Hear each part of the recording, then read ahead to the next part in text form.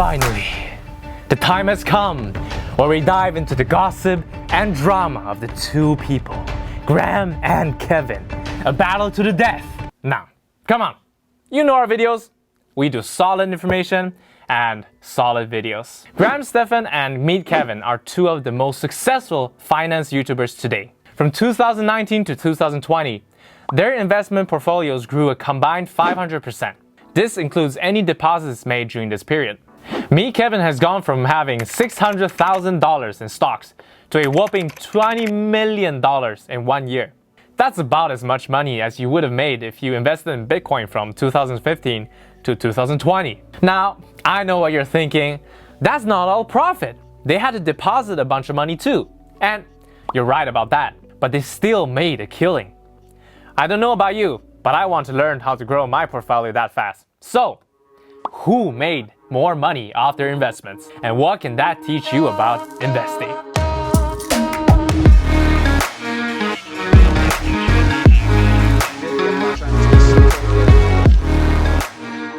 Hi, my name is Joy from Studio Invest. In this video, I'm going to break down Graham, Stephan, and Meet Kevin's $1 million portfolios side by side. I'll explain their investment strategies to you and reveal the hidden truth behind those insane gains. Make sure you watch this video until the end, where our team will help you decide which strategy works best for you. This way, you can apply it to your own investment portfolio and hopefully generate similarly wild results. But remember, we're not financial advisors, and this is for entertainment and educational purposes only. And also, I want to remind you that the numbers we've taken in these videos are taken from what they've made public and not from private investment. We have also not calculated the effect that inflation has on these numbers or a lot of weighted numbers in the calculations of profits and return on investments. If anything in this video needs correction, please let us know in the comment section below. We always want to improve. Before we dive into the numbers, let's quickly go over how these two guys became the successful YouTubers we now know today. On a surface level, their backgrounds are nearly identical. Both got their start as a real estate agent when they turned 18. Both of them have sold over $100 million in real estate. And both became famous making finance videos on YouTube with over 200 million views each.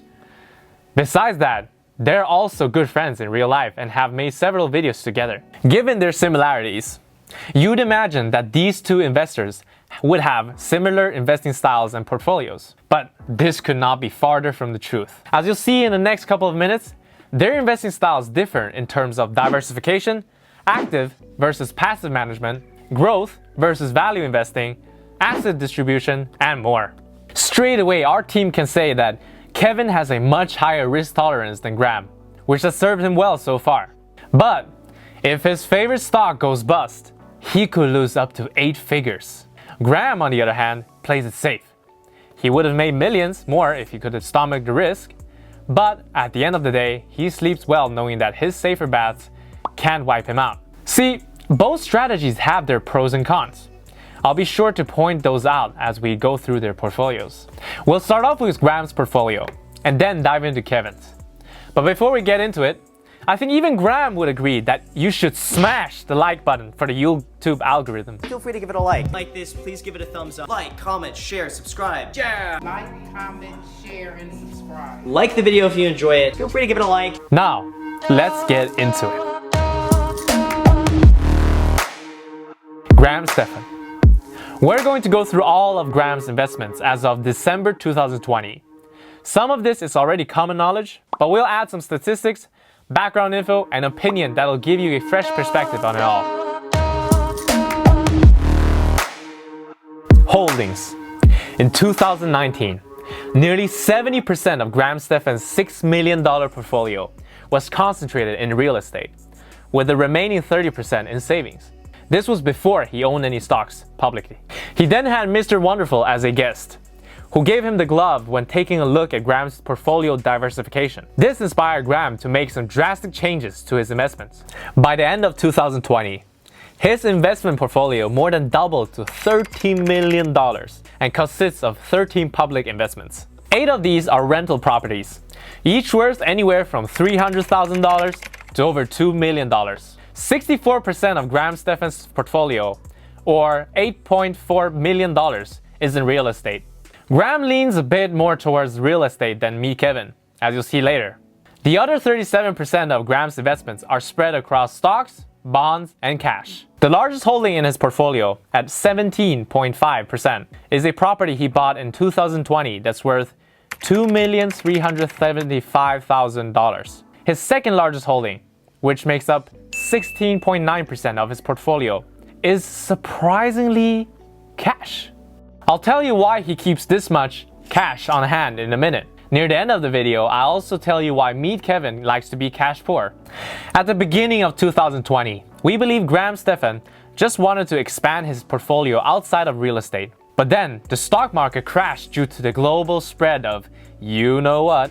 Chinese health authorities are still working to identify the virus. The White House announcing that it has created a coronavirus task force. President Trump is set to ban foreign nationals who pose a transmission risk from entering the country. Looks like by April, in theory, when it gets a little warmer, it miraculously goes away. I hope that's true. And Graham Stephan could not resist dumping money into some undervalued stock like Warren Buffett would. He's mentioned that he's invested in total stock market, S&P 500, and international index funds. But it looks like he's only held onto an S&P 500 index fund by the end of that year.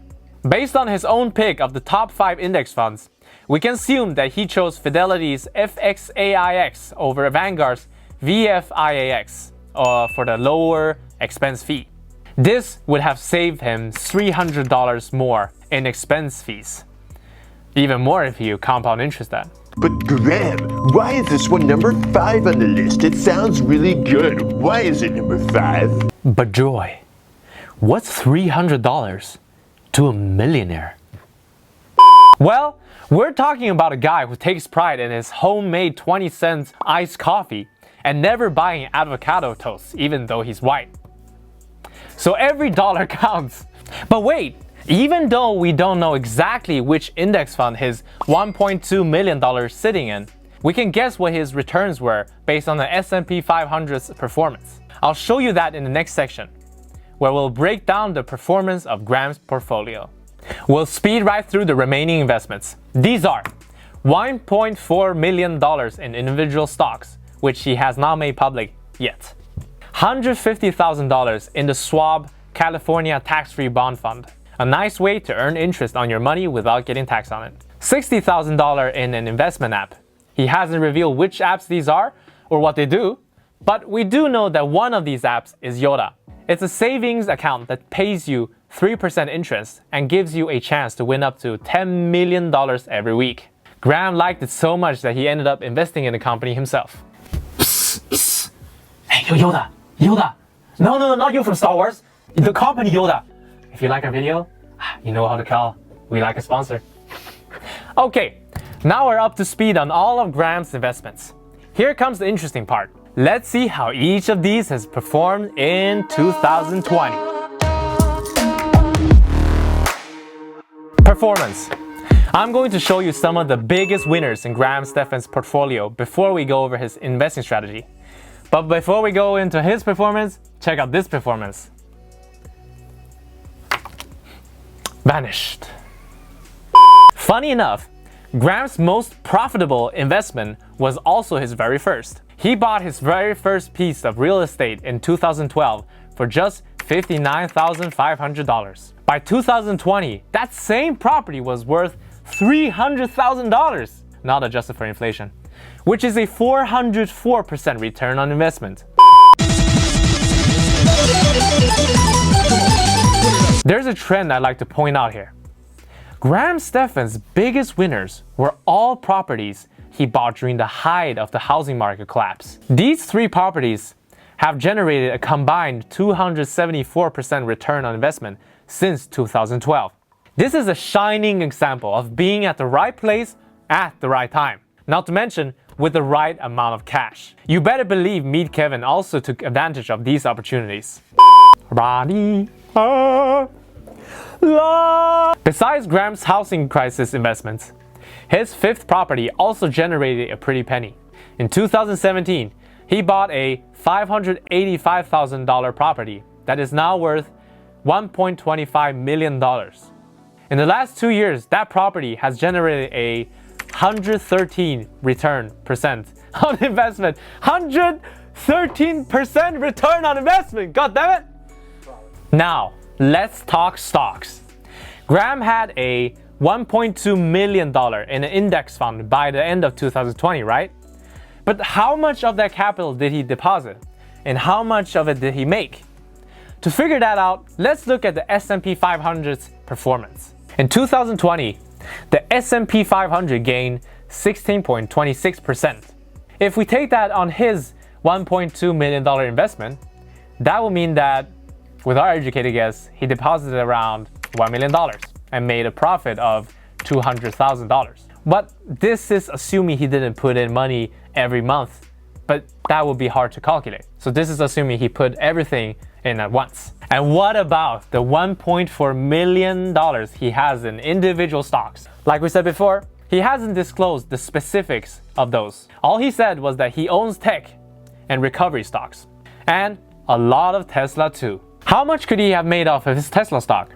Well, in February 2020, Tesla stock was at its peak, trading for $914 a share. Back then, Graham also made a video saying that he sold half his Tesla stock. That means Stephan made anywhere from 600 to 1000% in profit from that one trade. Sheesh. But even that is pennies compared to what Kevin has made off of his stocks, as you'll see later in the video. All in all, Stephan's portfolio has grown by 126% from 2019 to 2020. But what kind of investing philosophy and strategy has allowed Graham to see such amazing returns? I'm glad you asked. Strategy. Graham's investing strategy can be summed up in one word: value investing. But that's not all. Graham also incorporates some techniques to take advantage of short-term opportunities. Here are 3 takeaways from Graham's investment portfolio that you can apply to your own. Buy low and hold. Graham got his start in real estate during one of the worst housing crises in financial history. But despite this, he saw smart investors buying up real estate left and right. That's when he recognized the opportunity in disguise. He bought his first house well below market value and hasn't stopped deal hunting ever since. When it comes to real estate investing, Graham isn't a fan of wholesaling or flipping properties. Instead, he teaches his audience to own and make money from real estate in 2 age-old ways. 1. Rental income, and 2. Appreciation. The rental income provides you with a consistent, predictable passive income source that you can live off of.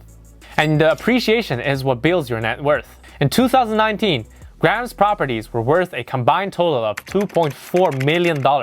In just 1 year, all the properties he's owned from 2012 to 2018 have appreciated 87% and are now worth $4.5 million. Not bad at all, eh? As we mentioned earlier, Stephan keeps $2.3 million in cash on hand. And this is the reason. So he can swoop in anytime and purchase any underpriced property that is bound to increase in value. Snap, just like that. Stable income over quick profit. $8.4 million of Graham's portfolio is in real estate, and that obviously provides him with consistent cash flow. But from the remaining $5.1 million, over 70% is placed in some form of safe investment that brings low but consistent yields. Index funds, bonds, and high interest saving accounts. Graham prioritizes preserving his wealth beyond everything else. Maybe because he's scared to lose everything, and then he'll be back to where he started. No, God! No, God, please, no! No! No! No! So even though Graham's leaving a boatload of money on the table, it's for a good reason. Just imagine, if the market were to crash soon, which many experts were predicting, Graham would have $2.3 million of cash to buy up property and stocks for pennies on the dollar. And speaking of risk, that leads us to the next subject. Meet Kevin. Now comes the investor that by our estimate grew his stocks portfolio by over 300% from 2019 to 2020. That is a lot of money. And yes, Those juicy returns sound almost too good to be true. So, we're going to pick his portfolio apart and understand which investments, besides Tesla, are driving most of that growth. First things first, let's go over his holdings. Holdings. As of December 2020, Meet Kevin has a $42 million investment portfolio. Before 2020, Kevin already owned 10 properties worth over $6.8 million in total. And throughout 2020, he added more than $14 million in real estate to his portfolio. When we add everything up, we can see that Meet Kevin owns $22 million in real estate. That's 52% of his entire portfolio. If you recall, that number is 63% for Graham. So Kevin distributes his real estate and stock a bit more evenly. The biggest holding in Kevin's portfolio is a $2.1 million apartment building. His second biggest holding is a tie between 3 different properties, all worth $2 million. Meet Kevin has about $20 million in stocks spread across 8 brokerage accounts. Man, that must be an absolute nightmare to keep track of. Most of these are TD Ameritrade accounts, but he also has accounts at Fidelity, M1 Finance, Webull, and JP Morgan. Yo Kevin! Why don't you try out eToro? It charges you 0% in commissions, and eToro even helps you copy the strategies of its top traders. Or, with your returns, you could even become a top trader and make some extra bucks by people following your trades. You guys feel free to check it out too. The link is in the description below. But back to the topic. This comes as no surprise, but the single biggest holding in Kevin's stock portfolio is Tesla at 57%. Woo! The highest amount that Kevin has in any other stock is 5.8% in Redfin, a real estate listing website. I would have expected that number to be higher since he's a real estate agent, but whatever. Some other big positions include NIO at 2.5%. If you're not familiar with NIO, then check out some of our other NIO videos here. Etsy at 4.8%. Along with Tesla, Etsy has been one of the S&P 500's best performing stocks in 2020. Enphase Energy, a home energy storage company, at 3.29%. And of course, some Amazon and Apple, both around 4% of his portfolio. One thing we can take away from Meet Kevin's holdings is that he is very bullish on green energy stocks, which totals to over 64% of his stock portfolio. We're also bullish on green energy stocks. So it's a subject we've covered before and we'll keep delivering to you guys. Now, how exactly did Meet Kevin grow his investment portfolio by more than $33 million in 1 year? We're gonna cover that next. Performance. At the end of 2019, Kevin had over $674,000 invested in stocks and $6.8 million in real estate. What is the secret to a 300% growth on investment?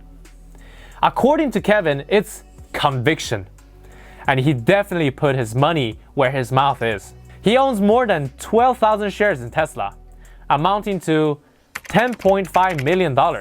From what we could find, his Tesla shares were up more than 749%.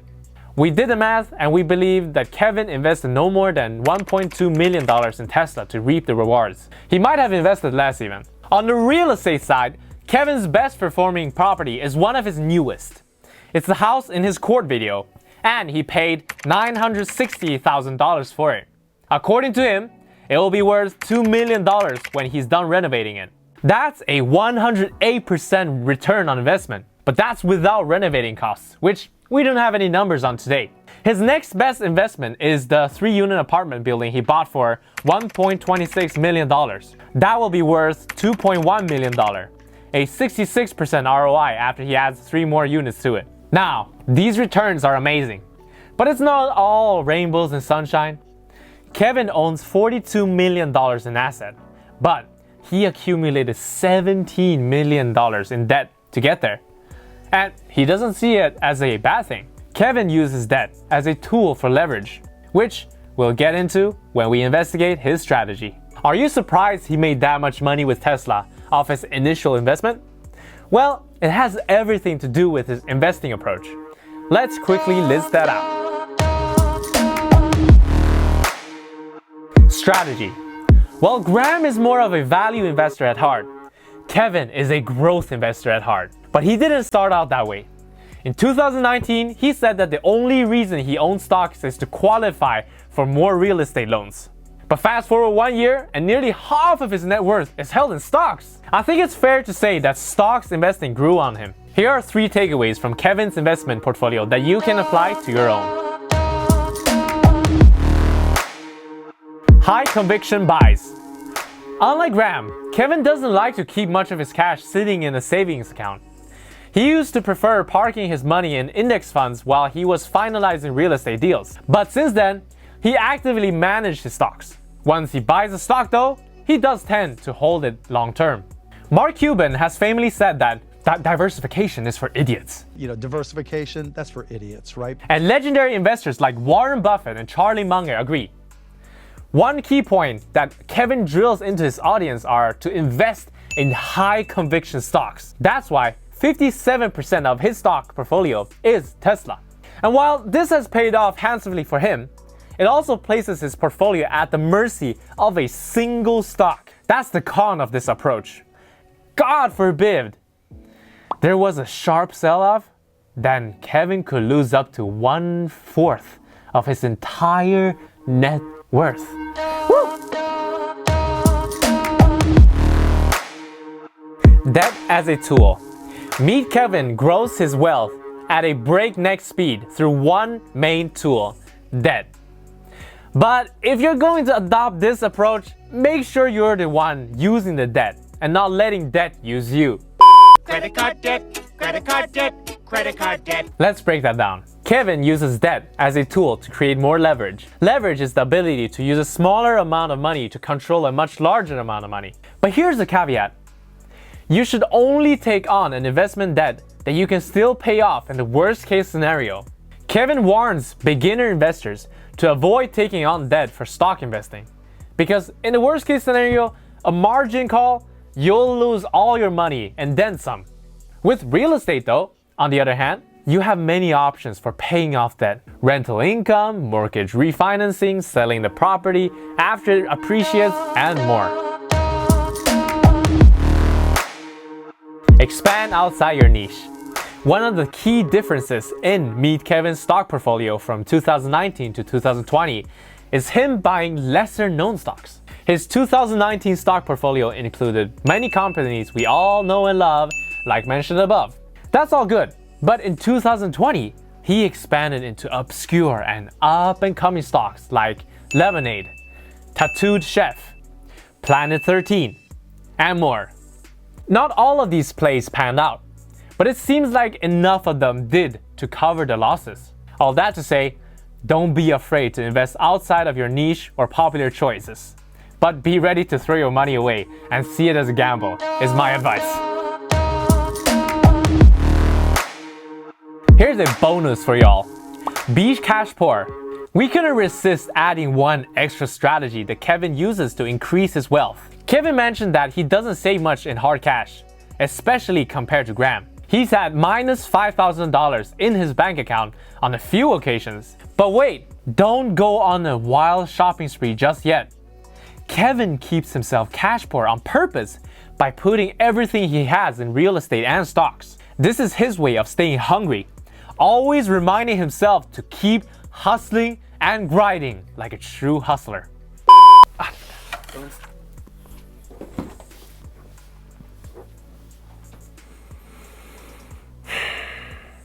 I have been a rich man and a poor man, and I choose to be rich every day because there is no glory in being poor.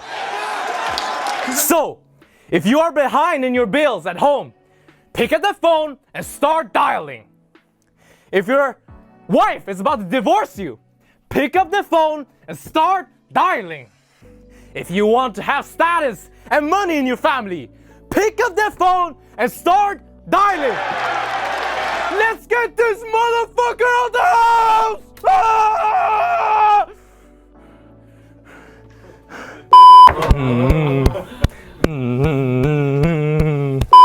Hey Graham, you thirsty, man? Yeah, I'm thirsty. Okay, man, have some water here. Yeah, okay guys, we're almost done here. We broke down Graham, Stephan, and me, Kevin's portfolios and strategies. Kevin has had a monster of a year by continually adding to his high conviction stock and leveraging debt. Graham grows at a slower pace, but more deliberate pace by being more selective with his investments.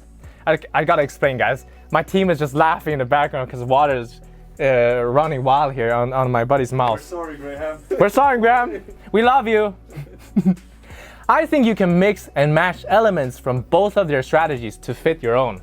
But here are some rules of thumb. Invest like Kevin if you are more risk tolerant, active investor. This means you make a big bet on picking your own stocks. On the other hand, if you are more risk averse, passive investor, invest like Graham. Place most of your stocks in index funds, like I do, and maybe allocate up to 5% of your portfolio to risky assets and view them as gone money. But we are not financial advisors. But we're not financial advisors. My friend did it better. If you enjoyed this video, please hit that like button and subscribe for more videos just like this.